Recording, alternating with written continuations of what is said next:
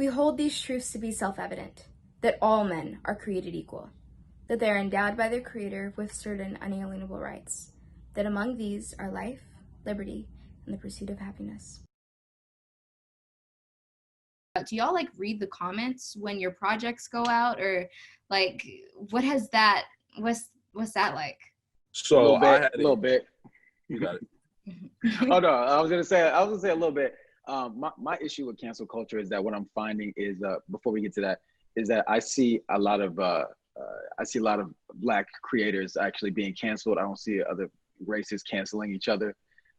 More so predominantly Black or similar in the hip hop or kind of spectrum. And I have an issue with that because it's not across the board, you know. I mean, we can go over a lot of different comedians who've done things who have been kind of quote unquote canceled, but just fired. But now they're making comebacks. It's almost like this shit never happened. So it feels like something that's kind of exclusive to what we do to each other and also what they do to us too. So I got an issue with that. For your point about the comments, I used to do that. I don't necessarily do it anymore because whether or not you think it does or not, it really affects you subconsciously. And for me to do my job, I need to make sure I don't have those kind of opinions in my mind, especially when I'm, you know, in an environment where I'm working, for instance, with Viola Davis, who's, I mean, come on, you know, queen, pillar of the culture, all of that, and learning from her, but people playing opposite of her, and getting the scrutiny of being like, well, he's not her, or you know, he doesn't have those things that she has, and not knowing the work that I put in with her and how I got to where I am, those comments, you know, when they don't really help you or aid you, they really do kind of hinder you, I think, subconsciously. Mm-hmm. Absolutely. I mean, for the first like couple of episodes with Little Fires, I like remember being so wrapped up in what everybody was saying on Twitter about the different performances and about what they thought of the characters. And with, you know, the interviews that I was doing during that time, I felt as though it kind of influence or impact what I would say and how I would view my own character, because I mean my Right. character is just like so complex, but she does like some messed up things. And so a lot of people were like, in a way, kind of also attacking me, even though I was just playing a character and the character wasn't actually like, it's not real. She's not, you know, doing any of this stuff in person. But it started to affect the way that I would talk about my character. I would kind of talk about her in an almost in a negative way for like the first couple of interviews, and I would like go along with what the internet was saying. And I remember like having the conversation with Miss Carrie. I mean, because the internet is incredibly harsh on her a lot of times, you know, making memes and all that type of stuff. And so she had to have the conversation with me of just, you know, let go, let loose, like don't, it doesn't matter what anybody says on the internet. It doesn't matter what, you know, anybody says about your performance, because at the end of the day, you got picked to play the part, you know, whoever, Hulu, the execs, whoever, like you got picked, you were chosen to play this role. So yeah, so Jonathan, can you talk about that as well, since your show like just came out very recently? Did you look at the comments and were you affected by that? Yeah, I looked at the comments, but it was like again, you know, first thing, first, like, why wouldn't you? But I think where I ran into kind of like this brick wall was I started comparing myself to Rudy and Chase, who are two very, very attractive looking white men in our white people ran society. And, you know, I started thinking like, man, like all the comments I saw were talking about Rudy, Chase. And when we were on set, we kind of felt like we were like the four leads. Like it was us, it was an ensemble kind of show. And it made me feel separated from them. It made me feel like them, and then I was down here. And then and then some things happened in the show with the love interest where it was like nobody wanted me to be with the lead girl.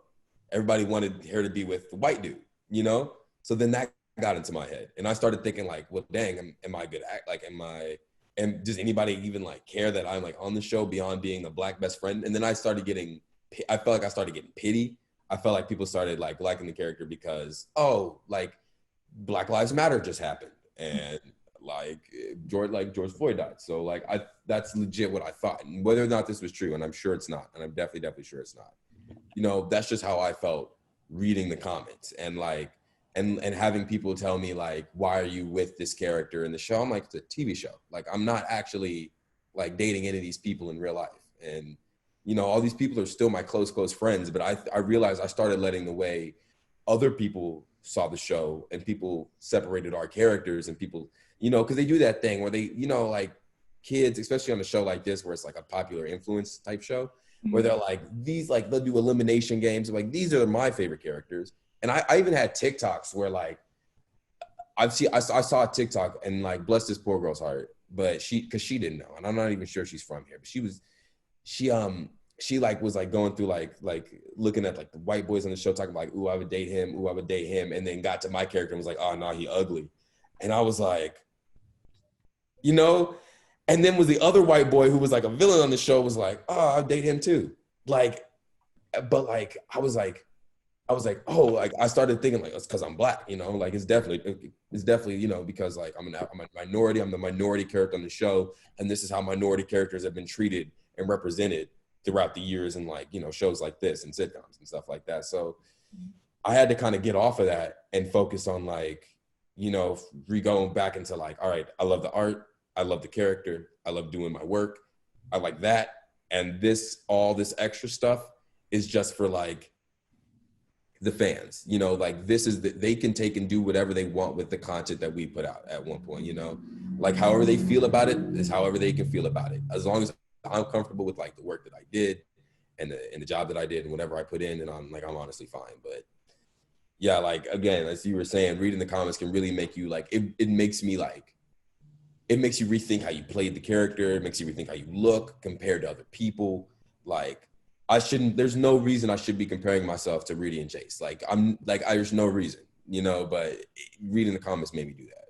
Yeah, no, I definitely understand that because for the first like couple of episodes, I was definitely like comparing myself to Jade and Megan, which are two white girls with straight blonde hair. Like we look nothing alike, and there was no reason for me to compare myself to them. But just like reading the comments, it definitely made me compare myself.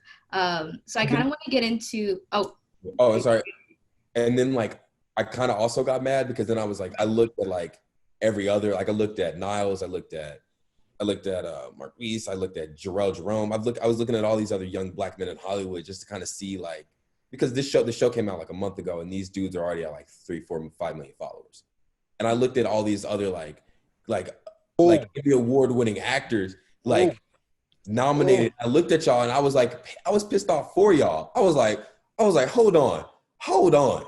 You got like Jarrell just won an Emmy. Like these are dudes who are like putting in work, have been doing it for a while. You've been on many seasons of This Is Us. You've been on, you know, Queen of Slim. You were on When They See Us, another Academy Award winning, like not Academy, I mean Emmy winning show, Emmy nominated show. Like there's no reason that these people should not be held in a higher standard of like black men in Hollywood. And do we even reach 1 million followers in here?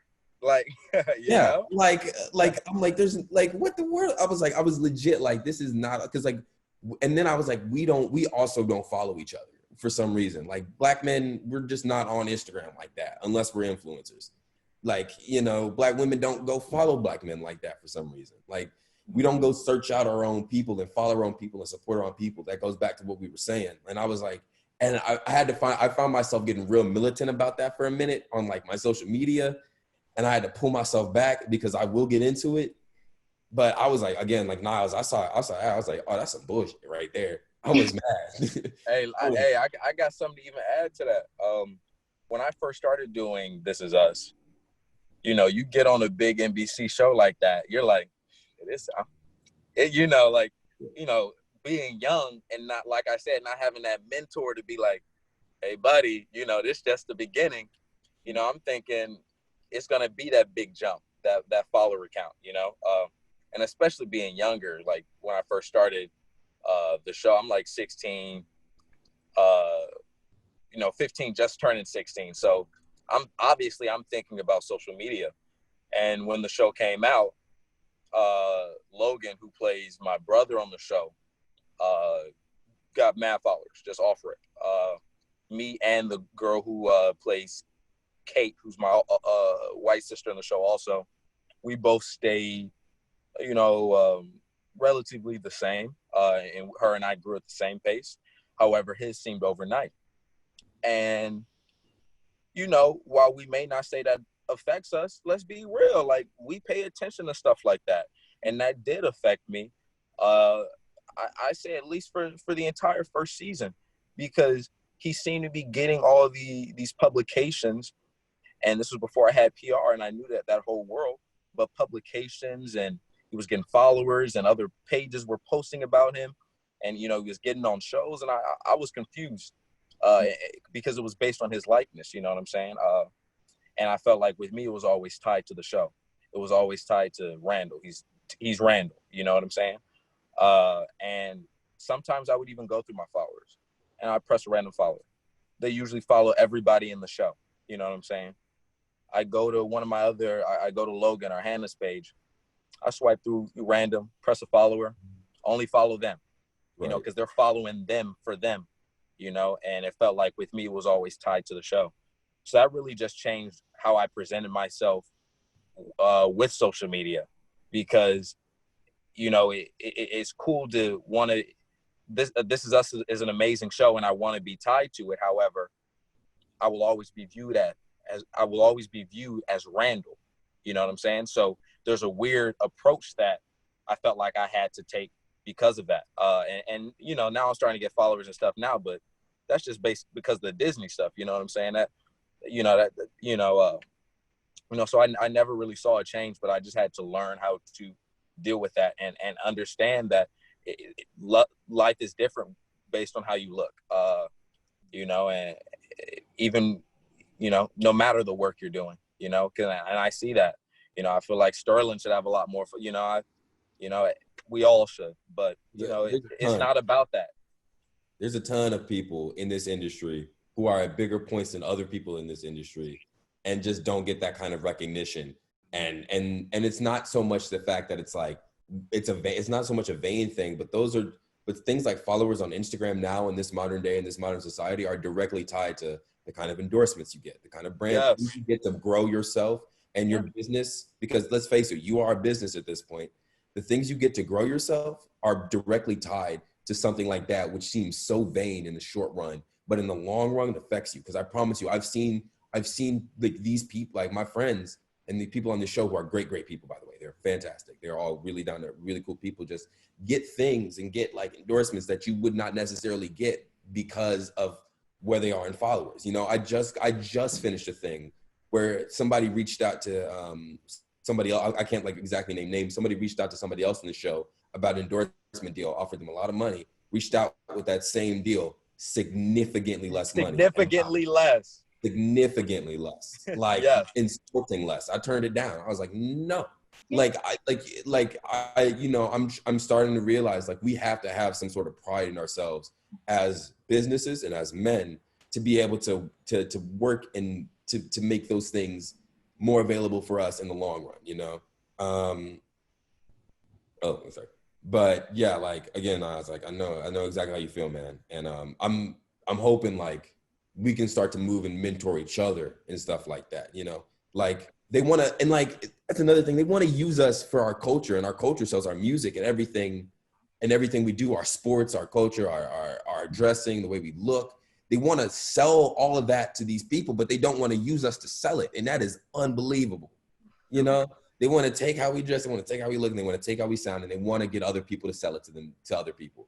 They don't want to get us to sell it, which is just a big oxymoron in this industry, Just to Niall's point before too, like I've noticed that it's much easier, especially for white audiences, to connect us to our characters, because then they don't feel as weird about feeling strongly toward us and humanizing us and caring about us. Because now it's just about Randall, it's just about Raymond, it's just about whoever it is, but it's not about you, the actor, living your life and thriving in your way, and them having to see that and play a part in why that's the reality. I've seen it in white audiences and non-Black people of color. Like, it's so much easier to be like, that's Randall, than it is to be like, is Niles okay? Like, you know what I mean? Like, how's he living? And I don't know what that's about, but it's definitely exhausting. It's like they can't sell us as people, but they can sell us as characters. I feel like, I feel like that's what, yeah, understand, exactly. Yeah, definitely. I can even like talk about just the follower count. And I like when the show first came out, I was comparing not only myself, but I think just the level of the show to like other shows. Like I think around the same time, like a Disney show had come out, or it was like I don't know, like maybe their fifth episode. And I remember comparing myself to like some of those Disney actors, and they were like getting 1 million, 2 million followers. And I felt bad for feeling some type of way, but I was just kind of like, I remember all of us going into filming Little Fires, like we all thought, okay, like we're gonna get a lot of followers. We're working with Kerry Washington and Reese Witherspoon. Like we're just guaranteed to get followers. And now like obviously like none of us I think only Jade has 1 million, but because she was on Nickelodeon before, and so like none of us reached 1 million. And I remember having a conversation with Jordan Elsass, who plays Trip, and we were kind of both like, well, the show's out, we didn't really gain that many I mean we gained followers, but we really didn't, and kind of feeling some type of way. And it definitely affected how people looked at us, how brands looked at us, how brands reached out to us. So it's really interesting to see that dynamic. And so I want to get into the final question, which, oh, Can I say something real yep, quick? absolutely. It took me 3 years of being on This Is Us to finally be able to start getting good press. It didn't start until the third season. I felt like I started actually getting some return in the work that I was doing. So, I just, I know that this is going to be seen by people, but, you can't put your worth on what comes off of the work, because I'm not going to see how good This Is Us is, or how much influence it has, or how many followers that it could have gotten, that it will bring, until it's done. You know what I'm saying? Until it's gone, yeah. Yeah. Back to you. Like, So for the last question is, we've been talking about this throughout the conversation. Hollywood is listening, and multiple tables have now been built. So what is your biggest hope moving forward for the industry, and more specifically for Black artists and Black creators within Hollywood? Jackie, we can start with you. I would love to see more Black people in hair and makeup, more being the key hair and makeup stylist, and the key wardrobe stylist, and the key makeup, the key head of makeup, because, and also to like what Matthew said, the Black writers, Black producers, I think is really, really, really important, because that sets the tone for everything down, specifically the directors and the producers. There was something that Prentice Penny penned in Deadline. It was sort of like, what is an op-ed, I think is sort of what it's called, but an essay. And he was talking about, like, a lot of white directors, they don't even realize that they're contributing to this systemic way of being in Hollywood, because if I'm a white director and I have worked with Bill, the white editor who's edited all of my films, and so why would I work with anyone else? And so I'm only hiring the white editor. I'm not even realizing that I'm contributing to this idea of systemic control and this cyclical way of being in our industry. So I'm hoping that becoming a Black producer and becoming a Black writer and being an amalgam of all of those things can only help lead to more inclusivity across the board. And also, just as far as that's what I would hope for off screen and on screen, I think I just, I really hope that this movement doesn't lead to the romanticism of our strife and of our pain and of our tribulations, because I think that that's another thing that has really, really been detrimental to the imagery of Black people. It's the romanticism of our pain, of the romanticism of the civil rights movement. I talked about this on another panel. Is like, people view the civil rights movement as a 3-day carnival event. It's like Black people can't vote, and so Rosa Parks sits on the bus, and then Martin Luther King Jr. gives the "I Have a Dream" speech, and then bam, racism is cured. And that's how people view it, and a lot of that is based off of what they see on their television. And so it's literally what it means to romanticize something. And so I think that Black writer, that has a lot to do with Black writing. And so I'm just hoping that me my presence can only lead to um, changing that and sort of adding a new perspective to that and taking away the romanticism and showing the authenticity uh, and the majesty and the honesty of our existence. So, yes. You know, my biggest hope is for things to get better, but uh, I can say that. What I can really speak on is what I'm gonna do, and that's what I've been doing a lot more recently is interacting more with younger Black actors coming up, like Keith Williams from Bad Boys, Lonnie from my show. Just trying to be there for them more, even though they probably don't understand why is this guy texting, why is he checking in on me. But that's what I'm gonna do, and I hope that everybody else here does the same, especially the older ones here, because I know how much that would have helped me.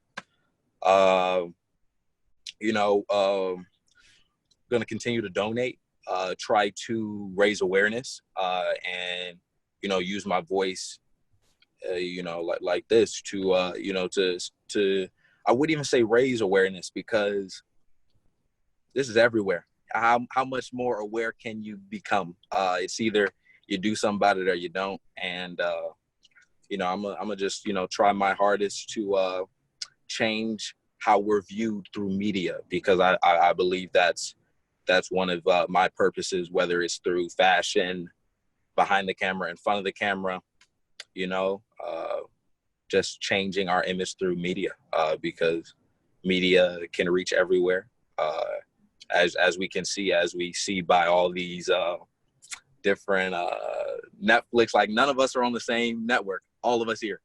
Like, that's crazy. And so that means there's so many mediums that we can go to raise awareness and to show, our ancestry, like I was shown with Lion King, I think first things first, I kind of want to create, like, African American, like, rat pack, a brat pack, if you would, black pack, just something like, it's just almost like this wealth of, like, Black writers, Black producers, Black directors, Black actors, all together, all with each other, and any two of them can branch off and do something. It's like, kind of how, like, the Wu-Tang Clan worked, where it was like, yeah, Meth was signed here and Raekwon was signed here, but you had to sign the Wu-Tang Clan as a whole. So we can perform as a whole, or we can perform separate. It doesn't matter. We will have our hand in literally every bit of everything you do, like, just creating this huge wealth of, like everybody goes and draws from here, like, that's something that'll last years. And that's something that my kids and my kids' kids and anybody who wants to be an actor can be a part of. That's like that's a long-term solution, in my eyes, is creating a wealth of, like, not only just things that, like, being able to produce your own stuff, but you got classes and things all across America. I had nowhere to go to class in Texas, nowhere. I would love to create a class in Texas. I would love to create a class over there with teachers, and that is, like, that creates jobs from the ground up. I can't tell you how many of my friends I wish knew the possibilities that were out there. Like, I think Coleman had a line in Respiration where he was like, I asked my man how he thought traveling the world sounded, and I found it hard to imagine he hadn't been past downtown. Like, dudes just don't get out the city. Yeah. And I just want to show them that, the world is available. I think that's kind of the future, is creating that wealth, that network, that deep-rooted institution with powerful Black figures. It's not enough to just have us on the outskirts, people still coming up create this. This needs to be created by, like, our billionaires, because, like, you get to a certain point of Black wealth and you want to give back, but you're not creating the institution to give back. You're like, where does it actually go? Is this thing I would just like to see, because as I've made it, as I've come up, I've had nobody really reach back down to me. It's always been me, like, trying to like push myself into circles, trying to push myself in front of people, and I've had people take a chance on me, but not my people, if that makes any sense, Absolutely. Yeah. Marquise. We've been talking so much about just our, like, connectivity and like this unity that we all, it feels and it seems to me that we all really want. So my biggest hope moving forward is that I get to participate in that. I think there's something like really radical about specifically Black unity, us together, the things that happen when we are all together, the art that comes out of that, the change. It's always unprecedented. So just my hope moving forward is that I get to be a part of that, and then I get to facilitate that in any way that I can. And then also just moving forward, I want like stories of Black joy to be told and to be lauded just as much as our stories of our pain is. I think we run into that a lot in this conversation too, where it's like whenever we tell stories about the ways in which we have been hurt, those are the awards rain down on them every single time. I worked with a director once, this Black woman, that said like Black people in specifically plays don't get to just like go to the grocery store. Like they're going to the grocery store the day Martin Luther King was shot, or like, you know, it's always something that is like our pain and our strife. And I want to be more a part of telling stories of our joy and our levity, because I think it's just important. It just is important. You know, I think just that we take advantage of this moment and this momentum. You know, we keep doing great work. I think even more people will get opportunities to tell their stories. You know, I think just being empowered in all levels of production, from not just in front of the camera, but just directors, writers, executives, and everything in between. And, you know, I just think all y'all, man, you know, y'all ever need anything, man, you know, I'll shoot y'all my number afterwards, you know, just feel free to hit me, man. I think that's something that, you know, that somebody was speaking to earlier about just the lack of connectivity that a lot of us have. And, you know, I just think that even when you're going into a situation, and if you're booking an audition or you're about to go to a casting director that you may have never been before, and Niles may have seen that person before, you should be able to hit them up and be like, yo, what was your experience? Or you about to do a show or a reading for an NBC series, or, you know, ABC, you know, you should be able to have a system around you where you don't have to experience everything the first time, because there's so many people out here who have already gone through this process. And so, you know, I just hope that we all are just be able to stay more connected and, you know, just and use our platforms for good. You know, it was really important for us when we got that moment, you know, with the Academy to really shine a light on the Crown Act, you know, and I think a lot of times, like, God really gives us these talents to be able to,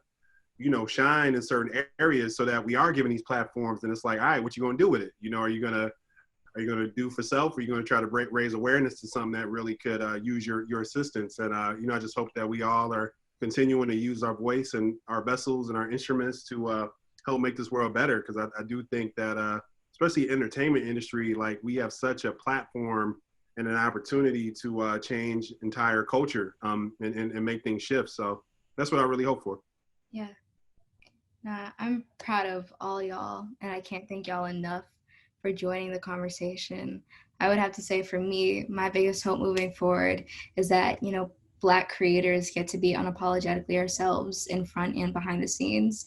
And I hope that we continue to see the support and mentorship within our own community and our collective link and bond. You know, it's strong, and, you know, we can kind of create the system where we can catch each other for real.